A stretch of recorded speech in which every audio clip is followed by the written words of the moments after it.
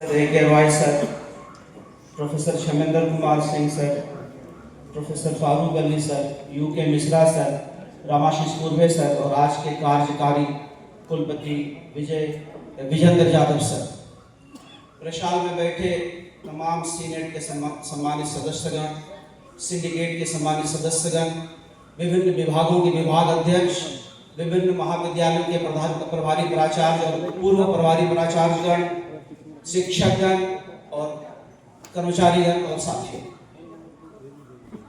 मैं थोड़ा लीक से हटकर बोलूंगा। मेरा दरबारी कल्ट नहीं है, इसलिए मैं तारीफ बहुत कम करता हूं।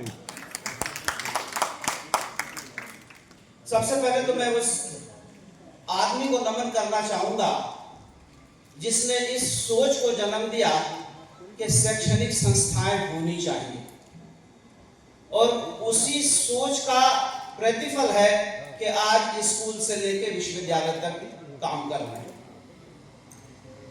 विश्वविद्यालय है क्या? बेसिकली ये लिटरेसी फैलाना सिर्फ विश्वविद्यालय का काम नहीं है।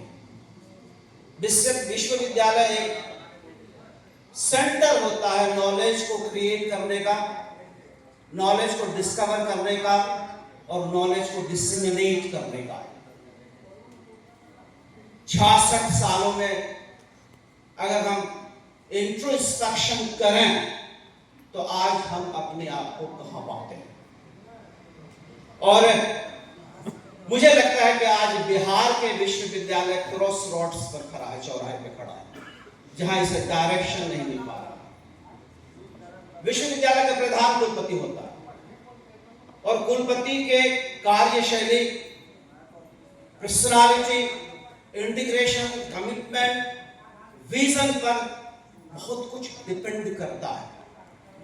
University, Bihar state universities act section 10 कहता है कि कौन कुलपति होंगे, इनको कुलपति बनाया जाएगा। तो कहता है कि the man of highest competence, integrity, moral and institutional commitment, highest moral and institutional commitment, integrity and competence।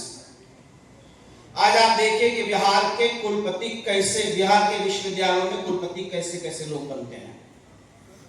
कई सारे कुलपतियों पर तो इसलिए हाईकोर्ट और चांसलर के यहाँ केस चल रहा है कि जो मिनिमम अहर्ता है 10 साल प्रोफेसरशिप की, वही नहीं है। कहां गई इंटीग्रिटी, कहां गया कॉम्पिटेंस, कहां गया कमिटमेंट? कुछ महानुभाव ऐसे भी कुलपति बन जाते हैं कि वो फाइनेंशियल क्राइम कमिट करते हैं। फुल सैलरी लेना और फुल पेंशन लेना देश का कौन सा कानून परमिट करता है? हम आप सभी जानते हैं कि कुछ कुलपति ऐसे भी हैं हमारे भी, जो कुछ दिनों तक पूरी सैलरी भी लिए हैं और पूरी पेंशन भी लिए हैं। क्या देश का कानून सोया हुआ है? कोई एजेंसी नहीं है जो उसको कोर्ट ऑफ लॉ में घसीटे?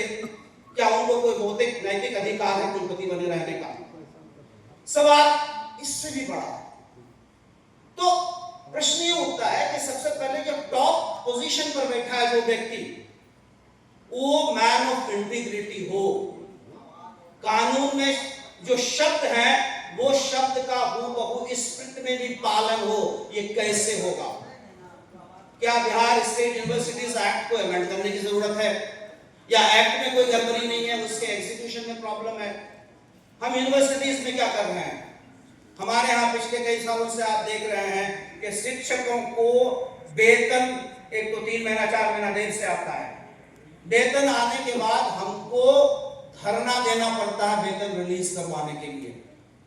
एक शिक्षक को, एक कर्मचारी को अगर समय पे वेतन नहीं मिलता है, वेतन आ जाने के बाद भी, तो वो उससे आप क्या कमिटमेंट एक्सपेक्ट कर सकते हैं? तो ये एक बहुत ही विचित्र स्थिति है, एकदम चौराहे पे खड़ा है। यहाँ पे एक नए डायरेक्शन की जरूरत है और इस पर बहुत गंभीर चिंतन और मंथन की जरूरत है। और इसमें जिसका भी जो भी कंट्रीब्यूशन हो सकता है वो अपने अपने तरफ से कंट्रीब्यूट करके एक ऐसी दिशा दे हायर एजुकेशन के इंस्टीट्यूशंस को कि फिर बिहार का पुराना गौरव वापस हो जाए। आपने बोलने का मौका दिया, बहुत बहुत धन्यवाद।